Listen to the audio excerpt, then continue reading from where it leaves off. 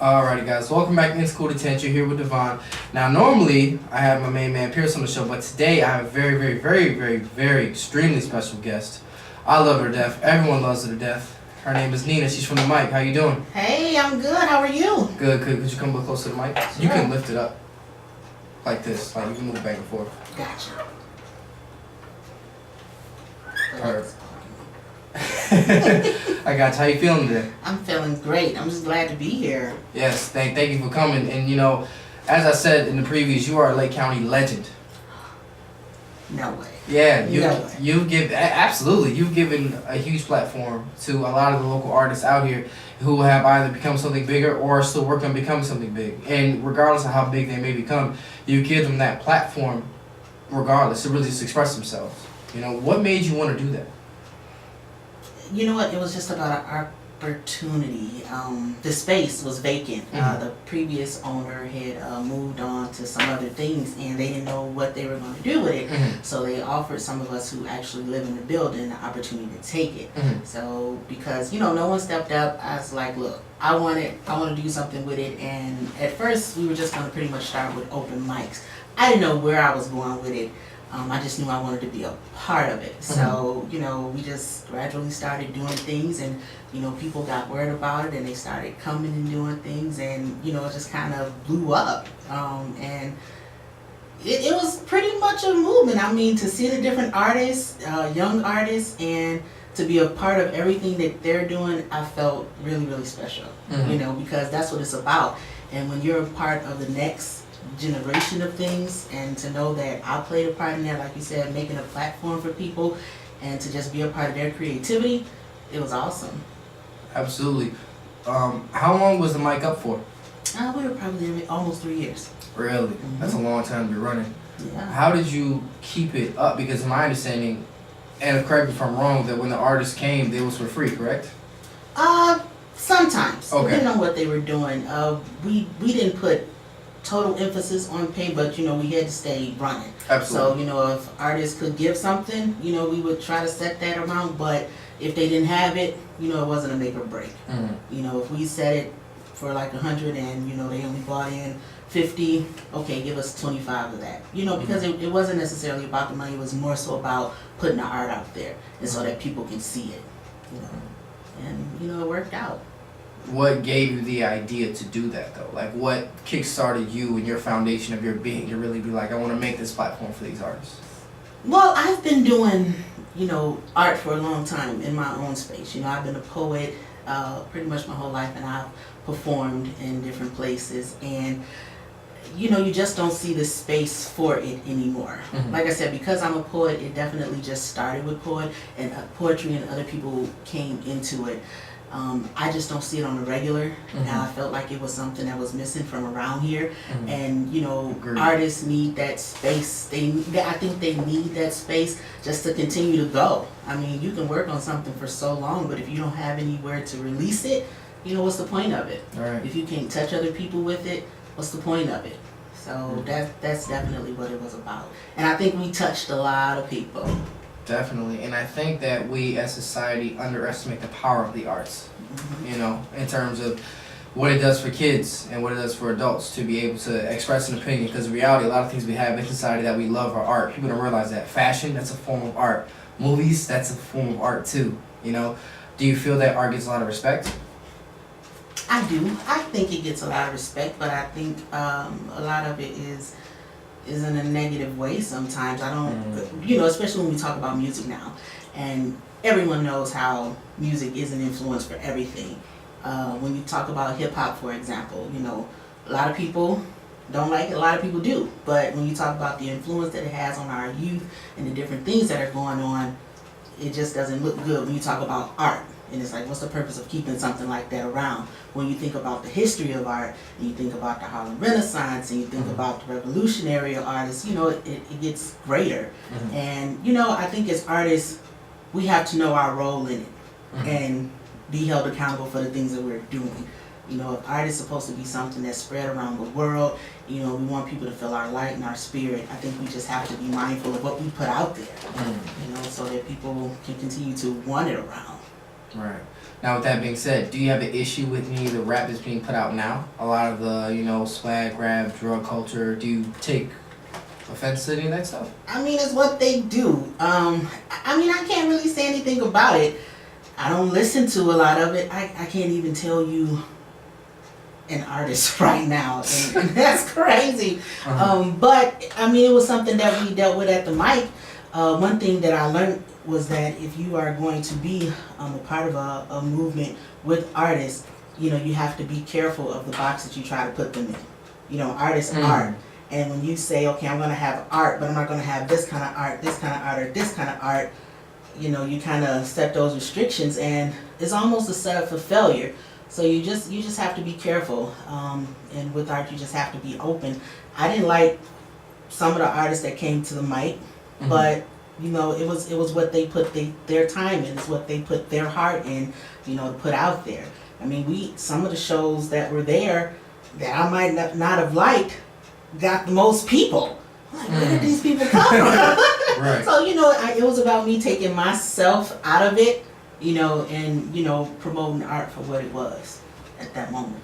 Right. And one thing I've learned, because I used to try and put art in a box. I used to only think, if it's not what I like, if it's not what I'm feeling, then I'm not messing with it. And I used to really lock myself off from a lot of good music, different experiences that have really opened up my eyes now, And one thing I've learned is that art is subjective. Yeah. And I think a lot of people forget that when we talk about, your artist is trash and your favorite rapper is garbage and this and that. To you, that you may not like him, but I think we got to get rid of that word garbage and get rid of the word trash. Unless we know it's just absolute booty. Right.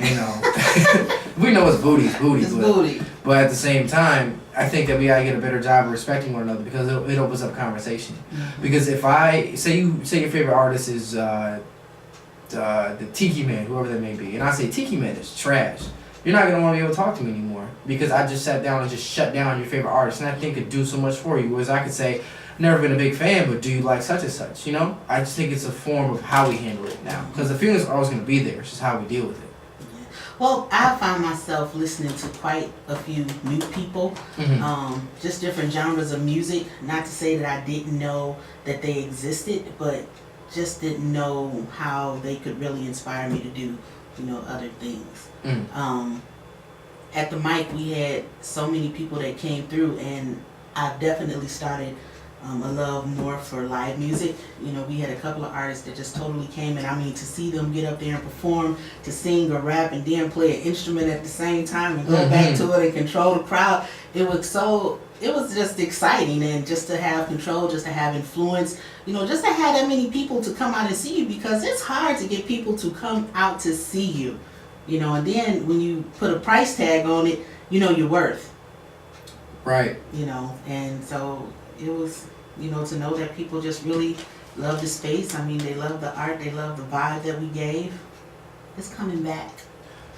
It's coming back? It's coming back. I can't say too, but it's coming back. That was my question. I'm so glad it's coming back. It's coming back. That's good. Can I ask, why did it close down? Honestly, some people just didn't like it. They, the people who, the owners of the building, they said that we got complaints from the community, the complaints from residents in the building, and it's a cultural thing. It's a cultural thing. It's an age thing, and it's a cultural thing. And you walk into the space that you live, and you see all these people standing outside. Whether you know what's going on or not.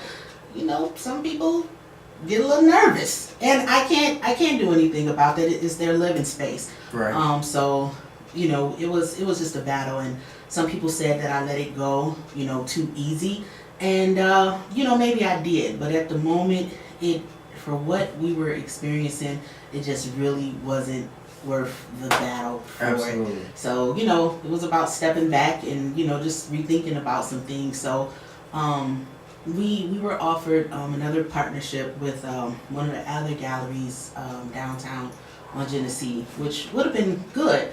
But I didn't want to be faced with the possibility of just having to move again. So, it could have been an ego thing of me just wanting my own space, or, could have just been something else. But, I feel bad because you know, when I go on social media, I see people who've been like checking the page and wanting to know what's going on, and I've just literally left them hanging. So, but don't worry, I'm sorry, but it's coming back. Yeah, absolutely. You know, what you provided in a place, and we were just talking about this off air. This place is a good place to raise your kids. It's stable. Nothing's gonna change. Everything you need isn't that far from it. But when you're young, up and coming, you're trying to do something. This place at times can be very dreadful because you're like it's stagnant. You know, nothing new happening here. But for especially an artist, a creative, whether they make T-shirts, whether they rap, sing, dance, play the triangle, I don't know. Like what you provided for them was an outlet. You know, and like you have one of the things out here that really make Lake County pop. And I honestly think you're really underestimating your influence and your power and your impact you had on so many people's lives. You actually had an impact on my life because had I not gone that night, I wouldn't have interviewed half the people that I've interviewed. I wouldn't have met half the people that I met or had the confidence to even talk to artists. Because I was thought, you know, when I talk to artists, they're going to be all egotistical, like, yo, who are you? Like, no, they're just like me. Yeah. You know? Yeah. And, I mean, it was surprising, the people who came. You know, we got people that came from everywhere to be a part of an experience that was going on there. And a very small percentage actually from the area. You know, we would get people that would come from Chicago or Highland Park or, you know, Libertyville. It was definitely just a different crowd. I mean, and to know that people would come here, because, you know, Waukegan kind of has its own stigma. You know, people don't want to come for whatever reason, and to create something that people want to visit and to be a part of. I mean, I'm optimistic about our areas around here. I always think that sooner or later they're just gonna blow up and be what they're supposed to be. I'm just hoping I'm still around to be a part of it too. But I miss them. I miss the artists that I engaged with. But I have been following them. You know, knowing what they're doing, and you know, just you know, Bobby, Marcus from 9 Stars. I think he just put out something new.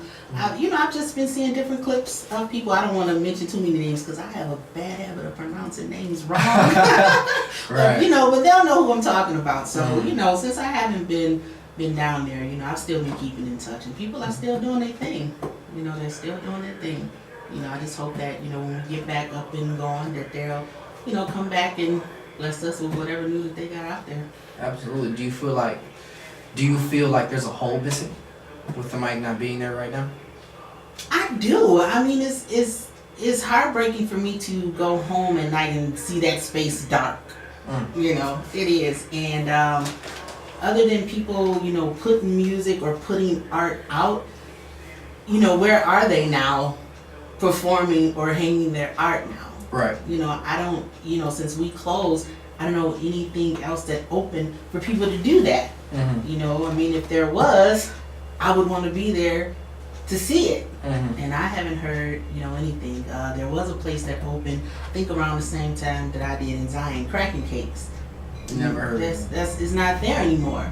And they did shows and live music and bands, and they're not there anymore. So, you know, where are people going now to do what they were doing at the mic?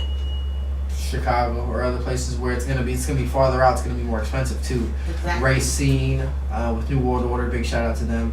Or in Milwaukee sometimes too. It's from what I've seen. Yeah. We definitely need to keep something here in the middle point. Not to say that everybody has to do everything here, but we need it here. You know, just to have it, because we shouldn't have to travel to Milwaukee or Chicago. I mean, sure, we want to get to that point where we're in all of these different cities, but you know, not to be able to do something in a place that you call home. It's sad. Yeah. Was there something like this for you when you were coming up as a poet? No. No, there wasn't. I don't remember. Yeah, I would just always hear about open mics in different areas and would just go. When I started doing poetry, I think Brother Blanks was doing open mics at, gosh, I don't even remember the place. It was on Genesee in Waukegan, and I would do that. You know, there was maybe a few at the library, but for me in doing poetry, it was always about me creating that space for myself. You know, once I stopped doing shows with Brother Blanks, there was this other artist that I met. He was from Chicago. His name was AG. First time I saw him do poetry, I fell in love with it on a different level of performing, and I always knew I wanted to do it like that. And so once I linked up with him, you know, he took me to different places in Chicago where I got a chance to perform. And, you know, after that, it was just all about just doing different open mics in different spaces. You know, so yeah, it was always about me creating my own. How else do you create your own besides poetry? I really don't do anything else other than poetry. I mean, I've always been a writer, you know, so I've been getting into speaking more, more motivational speaking, so that's been a goal of mine. And just like planting seeds, you know, engaging with people in different conversations just about art in general. You know, if something's lacking somewhere, I want to be a part of the seed that's planted to make it grow. It's just needed on so many levels. Because art is about creativity. And you know, you and I was just having that conversation about STEM. I don't think STEM is as creative as art is. You know, people need to be creative. You know, and when you close those boxes, you know, what do people have anymore? I mean, it's like we're all thinking the same. Right. Art allows us to think different, to be that unique person. So. Well, there's that, and also not everyone is meant for a classroom or a factory job or a job behind a computer and a desk. I know I'm not. I can't sit still. So, you know, maybe that's my ADHD. I don't know. It's kicking in. Yeah, absolutely. Like, I can't sit there and do something mind-numbing and repeat it each and every single day. I'm going to die of boredom. I'm going to go crazy. Yeah. And have you ever seen a picture? It says, you know, it's kind of like it goes around on Facebook. You can't teach like you're trying to teach everyone the same thing. There's like a picture of a rat, a mouse. It's like a rat and mouse are the same thing. No, they're not. Whichever. It's like a picture of a rat, an elephant, a pig, and a monkey. And it kind of represents a classroom. How we're trying to teach all these different kinds of peoples and creatures to do the same thing. But that elephant can't climb that tree. Right. I know exactly what you're talking about. And it's the same thing here in society, where we teach these kids, you know, you're going to learn this, you're going to learn algebra, calc, you know, geometry, whatever, and you're going to stick in this box. If you don't fit in this box, you don't get to succeed in society. We're going to hold you back. When in reality, not everyone fits in a box. You know, not everyone is that four squared thing that can fit in there. Everybody's different. And that's why I really respect what you do in terms of the arts. I would love, no problem, of course. I would love when I, you know, become bigger, come back to really open up something like that. You kind of inspired me to do that. That's great. That's great. We need those spaces. We really Absolutely. do. Everybody has something to say. I don't care what they do, but you know, when we would have open mic, we always at least touch one person who would come up in there, who would be nervous, you know, not know what to do. By the end of the evening, they would be up there just saying whatever it was on their mind in some, you know, poetic form, something that they had just written. And it's good to be an influence, you know, like that. You know, when we closed, I mean, I got quite a few emails and, you know, inboxes about, you know, how it touched people's lives, and I was really emotional about it, you know, because you know, to a degree I felt like I had let people down, you know, because it was, again, I had a space, and you know, I didn't do what I needed to do to keep it open, and you know, people are going to be looking at something else, you know, what am I supposed to do? So it was just a lot of questions, you know, to be answered, and to be honest with you, I haven't been to an open mic since. I haven't performed anywhere. No. Are you hurt? Is that what it is? I mean, I don't know what it is. I haven't written much new. It was just about figuring out, you know, what was next. Jackie, the poet who I was just briefly telling you about, I am hosting the Poetry Bomb later this month at the North Chicago Public Library, and that's, like I said, that's pretty much the first thing that I've done, you know, since the mic has been closed. So I'm looking forward to that. You know, my only purpose, I feel, is to keep poetry, you know, relevant. You know, it has grown to so many different levels. I mean, you know, you go from just writing a poem, you know, with stanzas or haikus, and now you have spoken word, and you know, it's with music, and it's with so many different things, and I just want to keep it relevant. You know, I always want people to be able to go back to it, to what it was, to where it started, you know, the people who were a part of it. You know, that's my purpose. That's why I always tell people I branded myself a poet. Because, you know, that's at the end of the day, you know, that's what I am. And so on the 28th, I want to say, of April, at North Chicago Library, I'm the host, and, you know, we're just welcoming people to come out and be a part of the bomb. I mean, the goal is for everywhere at 3 o'clock for poetry to be taking place in some space. That's good. Now, do you feel that poetry is dying? I won't say that. I just think the forms are changing. It's just a little different. You know, when I was going to Chicago before to perform, I felt a little bit more comfortable. Now I don't feel as comfortable because I feel like theirs is real competitive, and I don't feel like people just really get a chance to be a poet, you know. But don't get me wrong, I've met some awesome ones. You know, Ali Hood Race, he's coming to perform at the end of the month, and Lyrical Lioness, you know, they're all great. But just in those spaces, I just don't feel like it's taken, you know, for what it really could be. But you know, I've gone up to, you know, Milwaukee, and I've had a different vibe. You know, I've gone to Canada and had a different vibe. Memphis and had a different vibe. So, you know, it's all about, you know, where I feel comfortable, and how people are gonna, you know, take the message. You know, around here, it's not really a big thing as you would think. You know, most of our open mics turn into open mics that include everyone, just to keep people coming. You know, and poetry, you know, people don't respect it a lot of times. You know, not for what it is. But, you know, it's up to all of us, you know, to change that. But, you know, the new people that are coming and doing things, that's just how it grows. That's it. That's how it grows. But I'll stay out there. Absolutely. Do you have any regrets? As far as what? The mic. No, not at all. No, not at all. And sometimes I feel like I did purposely get on their nerve that they didn't like some of the stuff that we were doing. But no, absolutely not. I mean, I was sincere in my intention in what I was doing. And no, I wouldn't change it, you know, for the world. I mean, if people didn't like it, they were there, you know, they just didn't like it. But it just wasn't for them. Agreed. Yeah, it just wasn't for them. And that's why they weren't downstairs at the shows. That's why, you know, they were the ones who complained or called the police when we would have shows. It wasn't for everyone. But the people that it was for, it was great. And no, if I had those almost 3 years to do it all over again, it would have been the same. I don't have any regrets.